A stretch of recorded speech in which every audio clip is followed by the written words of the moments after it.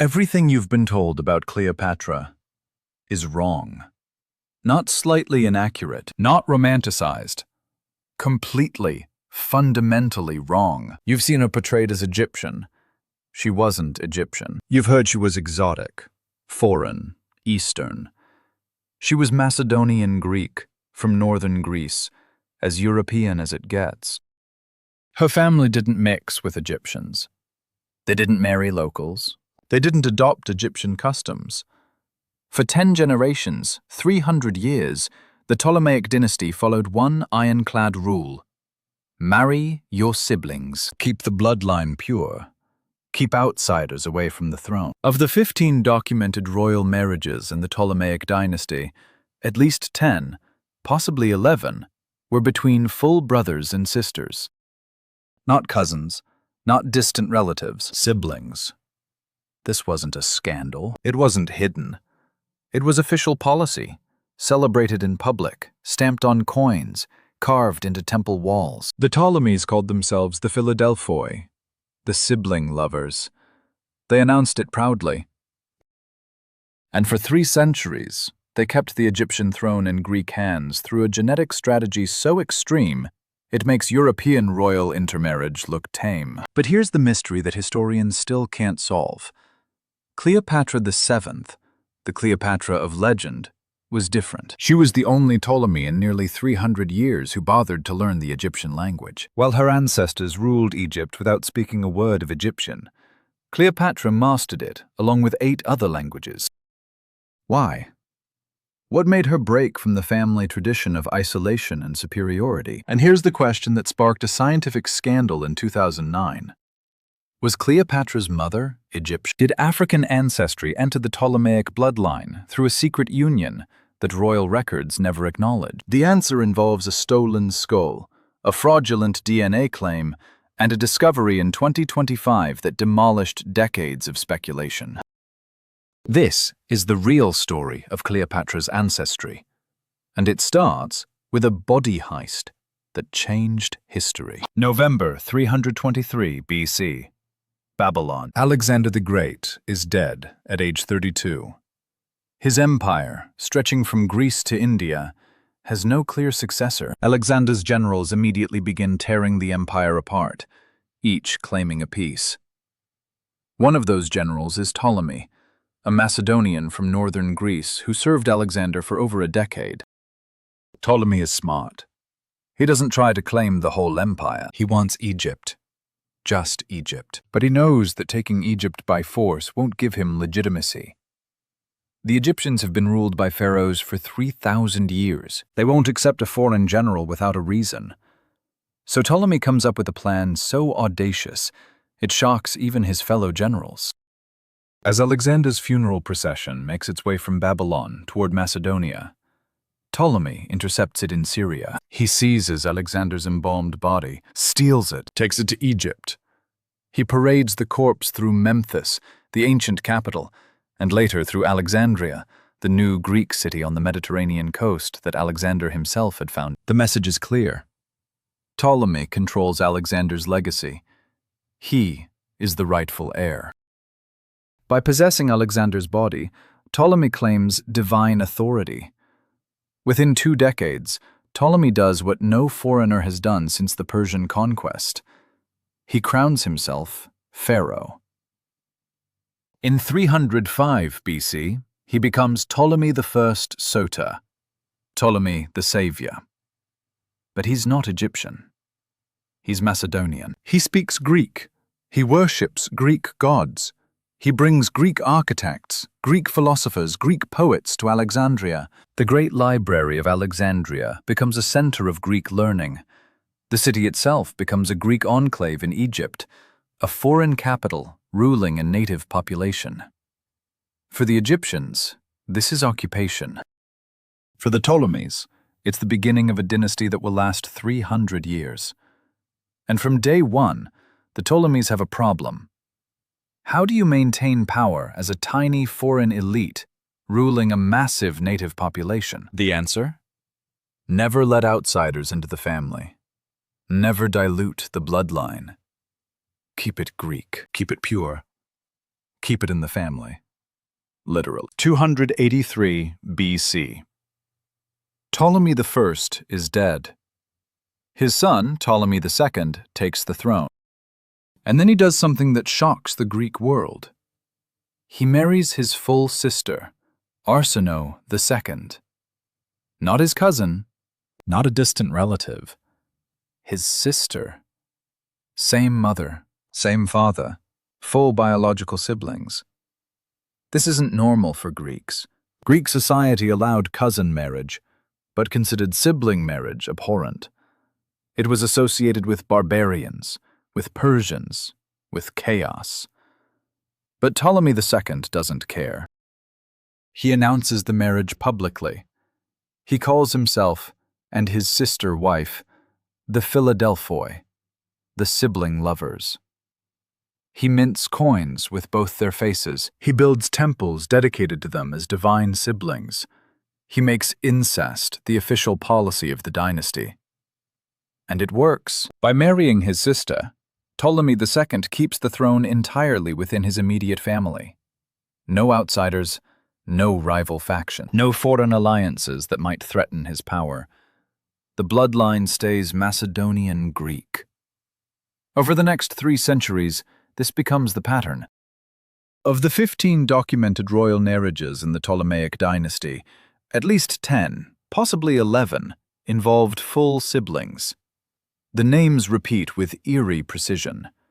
Ptolemy marries Cleopatra. Cleopatra marries her brother. Their children marry each other. The pattern loops endlessly. Historian Sheila Ager has traced this in detail. The Ptolemies used incest as a tool to concentrate power, keep outsiders away, and reinforce their claim to divinity by imitating the Egyptian gods Isis and Osiris, who were also siblings and spouses. But here's what this means genetically. For 10 generations, the same ancestors appear in Cleopatra's family tree multiple times.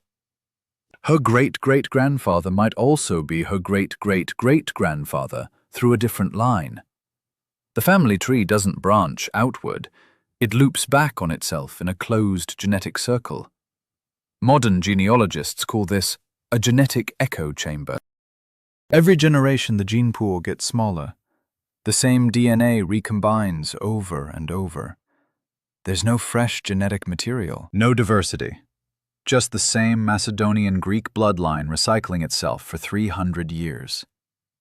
But there was one exception. Around 195 BC, as Egypt faced military threats from the Seleucid Empire to the east, Ptolemy V made a rare political alliance. He married Cleopatra I Syra, a princess from the Seleucid dynasty. Her father, Antiochus III the Great, ruled over a vast empire stretching from Turkey to Persia. Cleopatra I Syra was the first outsider to marry into the Ptolemaic dynasty in over a century.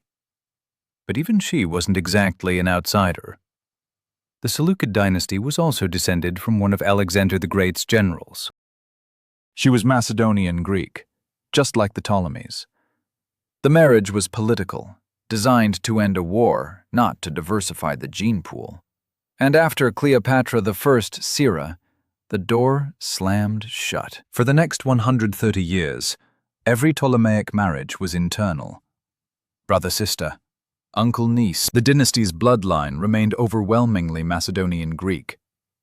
By the time Cleopatra VII was born in 69 BC, her ancestry was a tangled knot of the same families intermarrying for 10 generations.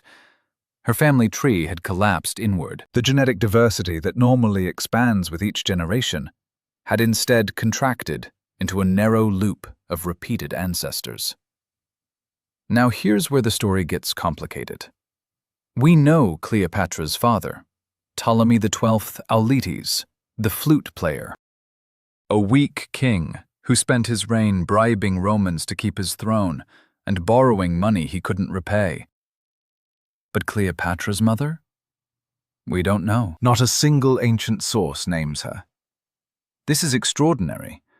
Royal mothers were usually documented meticulously. Their names appeared on temple inscriptions, official decrees, coins. But Cleopatra's mother? Silence. Most historians assume it was Cleopatra V, Tryphena, likely a sister or cousin of Ptolemy XII. This fits the pattern of Ptolemaic sibling marriage, but it's guesswork. There's no definitive proof. Some historians have speculated, wildly, that Cleopatra's mother might have been Egyptian, from the native priestly elite, an unofficial union that royal records never acknowledged. Why? Because of one undeniable fact. Cleopatra was the only Ptolemy in nearly 300 years who bothered to learn the Egyptian language. Plutarch, writing about a century after Cleopatra's death, marveled at this. Cleopatra alone of her house took the trouble to learn Egyptian. Her ancestors spoke only Greek. They issued laws in Greek. They conducted court business in Greek. They ruled Egypt for 3 centuries without speaking the language of their subjects. Cleopatra broke that tradition. She mastered Egyptian. And not just Egyptian. Plutarch claims she spoke as many as 9 languages. She could address Egyptian priests in their own tongue. She could negotiate with Arab chieftains, Ethiopian envoys, Jewish leaders, all without interpreters. This wasn't just impressive. It was revolutionary. It gave Cleopatra a connection to her subjects that no Ptolemy had ever achieved. So the question lingers. Why did Cleopatra learn Egyptian when her ancestors refused? Was it because her mother was Egyptian, giving her a personal connection to the culture? Or was it pure political calculation, recognizing that to truly rule Egypt, she needed to speak to Egyptians as one of them? We'll never know for sure. But the mystery of Cleopatra's mother has fueled speculation for centuries. And in 2009, that speculation exploded into a full-blown scientific scandal. A team of researchers claimed they had evidence that Cleopatra's sister, Arsinoe IV, had African ancestry. The evidence? A skull. In 1926, Austrian archaeologists excavating the ancient city of Ephesus discovered a tomb believed to belong to Arsinoe IV, Cleopatra's younger half-sister. Arsinoe had been murdered on Cleopatra's orders in 41 BC. The tomb contained skeletal remains, including a skull. In 2009, researchers re-examined those remains. They conducted a facial reconstruction based on the skull's measurements. The result, they claimed, showed sub-Saharan African features. A BBC documentary ran with the story. Headlines screamed, "Cleopatra had African ancestry." The narrative fit perfectly with modern political agendas. Finally, proof that Cleopatra wasn't just another white European ruler. She was African. Egyptian, part of the continent's heritage. Except there was a problem. Actually, multiple problems. First, the skull itself had vanished during World War II. The researchers were working from old photographs and measurements taken in the 1920s. Hardly reliable forensic evidence. Second, the age didn't match. Arsinoe died in her mid-20s, but the skeleton was that of a teenager. Third, even if the remains were Arsinoe's, there was no guarantee she and Cleopatra shared the same mother. Ptolemaic kings had multiple wives and concubines. Arsinoe could have been Cleopatra's half-sister through Ptolemy XII, but from a different mother entirely. Fourth, and most damning, the African features claim was based on outdated, subjective facial reconstruction methods. Classicist Mary Beard publicly called out the flaws. The science was weak. The identification was unproven. The entire theory was built on speculation. But the story had already gone viral.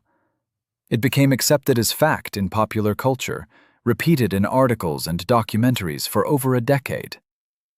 Then, in 2025, geneticists finally analyzed surviving bone fragments from the Ephesus tomb. They extracted DNA, and they found a Y chromosome.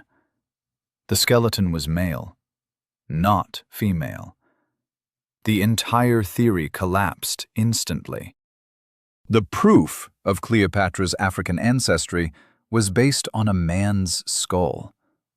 The scandal was complete. With the DNA myth debunked, researchers turned to evidence that can't be faked, lost, or misidentified. Coins. Between 51 BC and 30 BC, Cleopatra's reign, hundreds of coins were minted bearing her portrait. These weren't artistic interpretations. They were official state currency, minted under Cleopatra's direct authority. The face on these coins is unmistakably Greek. Strong jaw, prominent hooked nose, high forehead, diadem in her hair. Classical Hellenistic features. These coins circulated across Egypt and the Eastern Mediterranean during Cleopatra's lifetime. They're not Hollywood fantasy. They're not Roman propaganda. They're primary sources created while Cleopatra was alive. And they show a Greek queen. Not Egyptian, not African. Greek. But here's where Roman propaganda enters the story. Because while the coins show who Cleopatra actually was, Roman writers spent centuries creating a different image, one designed to justify her destruction. Octavian, the future Emperor Augustus, understood that wars are won with stories as much as swords. In 31 BC, as Cleopatra and Mark Antony gathered their fleet for the Battle of Actium, Octavian's propaganda campaign was already in full swing. Roman poets like Horace and historians like Cassius Dio painted Cleopatra as a dangerous Eastern temptress. She had bewitched Mark Antony, one of Rome's greatest generals. She threatened the very heart of Rome with her exotic foreign seduction. The message was clear. Rome wasn't at war with Antony. Rome was at war with an Egyptian witch bent on conquest. The propaganda worked. When Antony's fleet broke and fled at Actium, the story of Cleopatra's treachery spread faster than news of the defeat itself. Within a year, Octavian's forces surrounded Alexandria. Facing capture, Antony committed suicide. Cleopatra followed, dying by her own hand in August 30 BC. Octavian paraded his triumph through Rome, displaying captured spoils and prisoners.